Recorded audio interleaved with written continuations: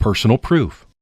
Jesus' respect for women, lifting them to the level of men, touched my wife's heart and paved the way for her to read the gospel and evaluate its words. In the meantime, I encouraged her to join the Christian women's meetings. First, she was hesitant to have contact with Christians, fearing retribution from Muslims. She made excuses to avoid meetings or go to church. The women from the congregation gave up asking, not wanting to bother her anymore.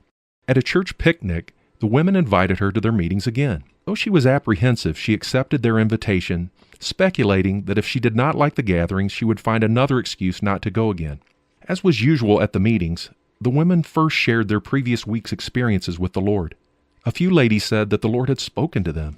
She was amazed, thinking, "Who is this Lord who speaks to women? The Lord does not speak to women in Islam." Intrigued, she wanted to know more about this God who does not look at gender but at the heart. She was amazed when she discovered that there were prophetesses and female evangelists in the Bible. God used both men and women for the salvation of people. To her surprise, she enjoyed her first meeting and continued attending. The Christian faith gradually made sense to her. She began to think that if Jesus was the true God, she wanted to experience Him personally. Again and again, she said to Jesus, "If you are the living God, do something to me or show yourself to me so that I can have personal proof." Early one morning, I awoke and saw that she was already up. "Couldn't you sleep?" I asked. "I slept well," she said, "but I had a dream about Jesus." "A dream about Jesus? What was it?" I asked. She recounted her dream. She was walking with Jesus and several other women in a beautiful green field where the grass was knee-high. As the others kept walking, she stood back and noticed a deep valley before her. Afraid of falling, she refused to follow them. Jesus told her, "Do not be afraid, just take your first step."